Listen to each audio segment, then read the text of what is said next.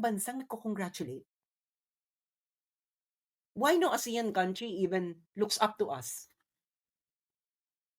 Why bakit wala pang, even 'di ba nung panahon ni Digong ang dami diyang mga world leaders criticizing ano, nasaan na yung mga bansa, why no country is telling the Philippines right now, "Congratulations."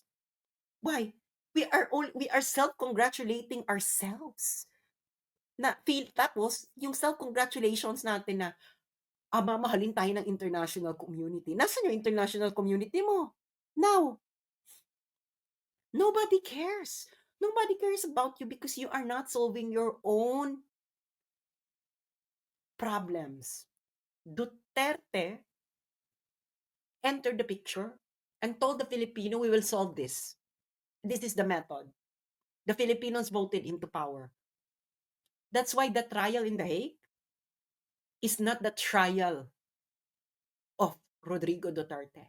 It is the trial of the Filipino people who voted him to power. It Mm. is the trial of a democracy. Hindi naman siya mapupunta sa ICC if we didn't vote him to power. And we didn't give him the mandate to do what he promised to do. And we Mm. rewarded him for it with a very high trust rating. Yan ang sabihin ninyo Mm. sa mga foreigners.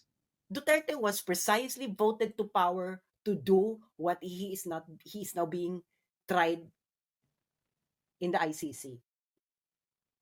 Kaya yung mga ayaw lumabas, tapos supporters kayo ni Duterte, baliw ba kayo?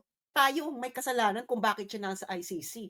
We gave him the power to do that. Do you really think kung si Duterte is multi-mayor lang sa Davao, papansinin siya ng ICC? No.